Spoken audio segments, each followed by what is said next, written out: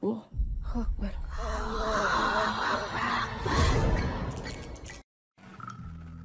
Assalamualaikum warahmatullahi wabarakatuh. Selamat datang kembali di channel cerita horor dan history. Sore itu seperti biasanya Mayang pulang mengendarai motor metiknya, dan Angga suaminya kebetulan pulang kerja terlebih dahulu. Mayang dan Angga adalah sepasang suami istri yang sudah 2 tahun menjalani hidup rumah tangga. Mereka adalah pasangan yang romantis dan harmonis. Mereka harus rajin bekerja demi memiliki rumah impian. Mayang bekerja di sebuah toko swalayan dan Angga bekerja di sebuah kantor swasta. Cita-cita mereka memang ingin memiliki hunian hasil kerja keras sendiri, tanpa campur tangan orang tua. Mengingat mereka terlahir dari keluarga yang pas-pasan, maka tak ayal mereka harus ekstra hemat demi mewujudkan impian bersama. Meski Mayang belum diberi momongan, tapi Angga masih sangat menyayanginya. Hingga datanglah Wulan, adik satu-satunya yang dimiliki Mayang. Wulan yang dulu adalah gadis yang lugu dan pemalu, kini berubah menjadi gadis modis dan sangat cantik. Wulan dan Mayang memang dari dulu menjadi idola di kampungnya. Usia yang hanya berjalan 5 tahun membuat mereka saling akrab satu sama lain. Wulan sekarang sudah lulus SMA. Dia berniat mencari pekerjaan seperti kakaknya.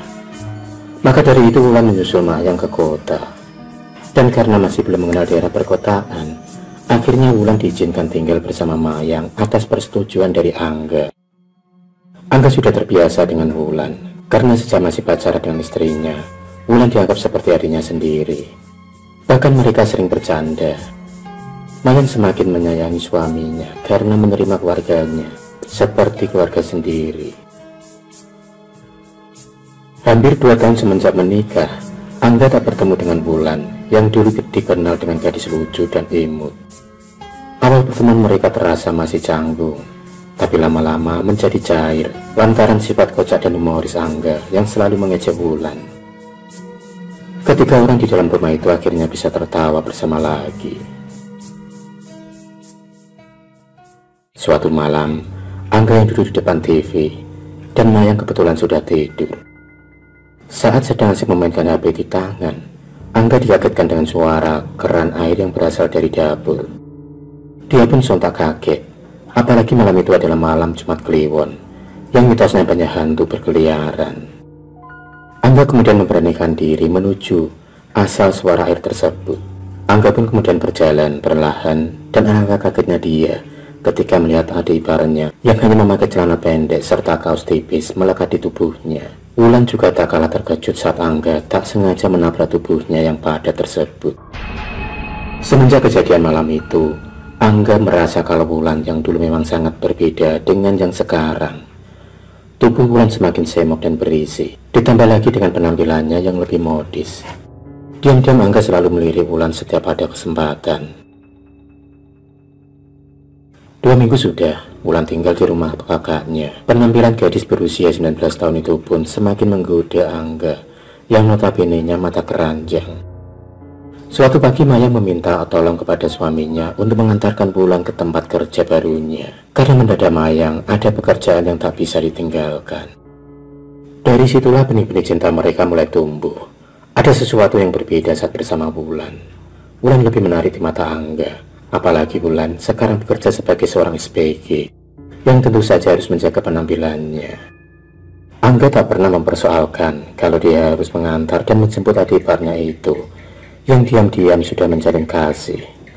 Dan bodohnya Mayang tak pernah menaruh curiga pada 2 insan yang sudah dimabuk kepayang tersebut. Justru Mayang sangat bersyukur karena memiliki suami yang perhatian terhadap adiknya. Dan untuk memperlancar hubungan mereka, Wulan diminta Angga untuk mencari rumah kontrakan agar mereka bisa leluasa berduaan tanpa ada rasa curiga dari Mayang. Meski awalnya Mayang menolak keputusan dari adiknya, tapi Wulan tetap kekeh dan bersikeras dengan dalih ingin mandiri dan tak ingin merepotkan kakaknya terus-menerus. 2 bulan sudah Wulan hidup sendiri di rumah kontrakan kecil, dan Mayang pun merasa kesepian karena tak ada kerjaan lagi dari Wulan di rumahnya. Apalagi semenjak Wulan pindah rumah, Angga lebih sering pulang larut malam, dan kalau ditanya, alasannya selalu lembur kerja. Hari pun berganti hari, bulan berganti bulan, Keanehan pun mulai dirasakan oleh Mayang. Sikap perhatian Angga tak seperti dulu. Naluri seorang istri begitu kuat, hingga suatu hari Mayang kebetulan libur. Dia sengaja masak menu lumayan banyak. Mayang berniat mengirim makanan untuk adik satu-satunya tersebut. Dia sangat antusias memasak makanan kesukaan Wulan. 2 jam kemudian, dia berangkat menuju rumah kontrakan Wulan. Mayang sengaja tidak memberitahukan Wulan sebelumnya lantaran dia ingin memberi kejutan kepada adiknya itu. Dengan mengendarai motor kesayangannya itu, dia pun tak peduli meski harus panas-panasan. Mayang hanya bisa tersenyum kecil saat membayangkan wajah adiknya nanti saat tahu kalau kakaknya datang. Dan tibalah saat yang ditunggu-tunggu. Mayang melihat sepatu laki-laki yang tak asing baginya berada di depan pintu. Dan sialnya Wulan lupa mengunci pintu rumahnya.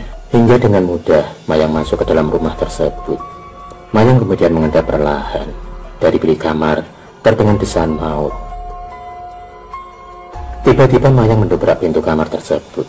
Dan bagi disandar petir di siang bolong, saat itu juga Mayang lemas tak berdaya. 2 kakinya gemetaran, seolah tak kuat menopang tubuhnya.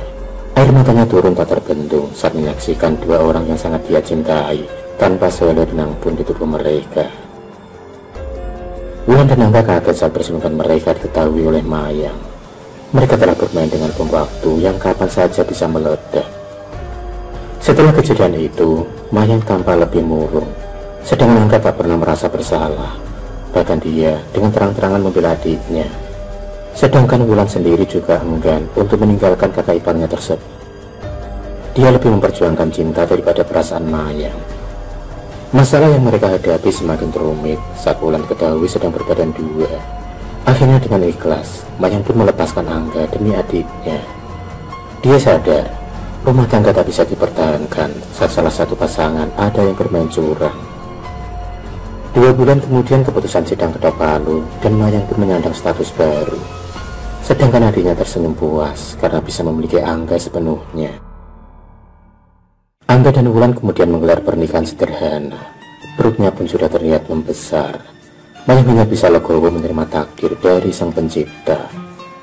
Kepahitan dalam hidup menjadikan Mayang lebih selektif dalam mencari pasangan hidup. Dan tak dipungkiri, Mayang sekarang lebih menarik, tak kaya banyak lelaki yang terpikat pesonanya. 5 tahun sudah Mayang menjalani hidup dalam kesendirian. Hingga suatu hari, Wulan merasa badannya selalu sakit, wajahnya pucat, dan parahnya lagi Wulan sering batuk yang tak kunjung mereda. Sedangkan gadis kecil di pangkuannya sangat membutuhkan Wulan. Tubuhnya kini kurus kering, rambut indahnya mulai rontok, dan setelah diperiksakan ke dokter, Wulan didiagnosa menderita kanker stadium akhir. Angga tak kuasa menahan rasa sedihnya. Hatinya semakin teriris saat melihat gadis kecilnya terus memanggil nama ibunya. Kini Wulan terbaring di rumah sakit. Dia ingin dipertemukan dengan sang kakaknya. Tapi sayang, Mayang sudah pergi menjauh dari kehidupan 2 orang yang sudah melukai hatinya. Pencarian Mayang tak semudah membalikan kedua belah telapak tangan. Dia sengaja menutup semua akses terutama tentang dirinya dari Wulan dan Angga. Dia tak ingin membuka luka lama. Dan pada saat Wulan divonis umurnya hanya bisa bertahan 2 bulan, Angga pun semakin gencar mencari keberadaan Mayang. Karena hanya itulah permintaan satu-satunya Wulan.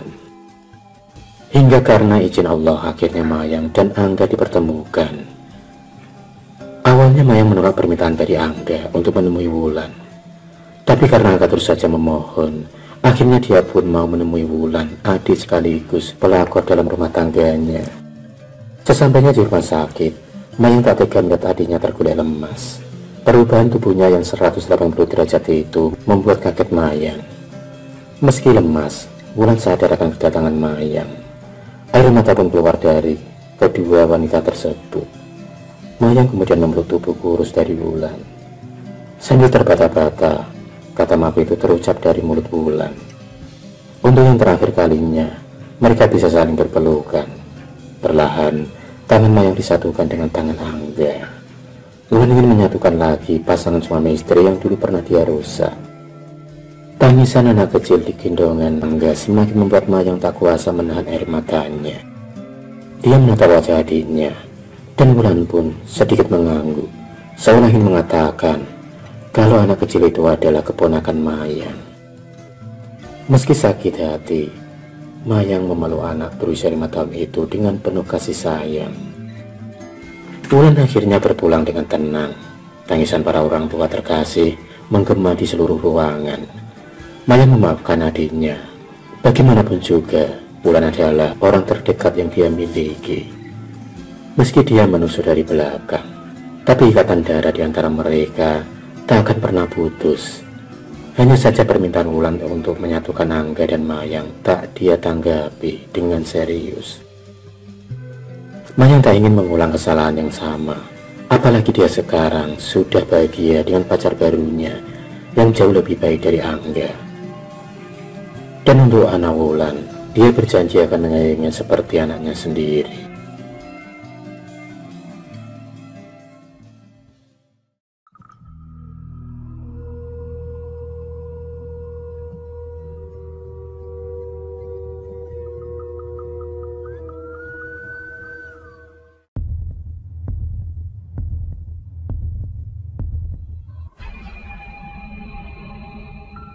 Terima kasih sudah menonton video cerita bergambar ini. Klik subscribe untuk terus mendapatkan video-video cerita bergambar selanjutnya. Semangat berkarya.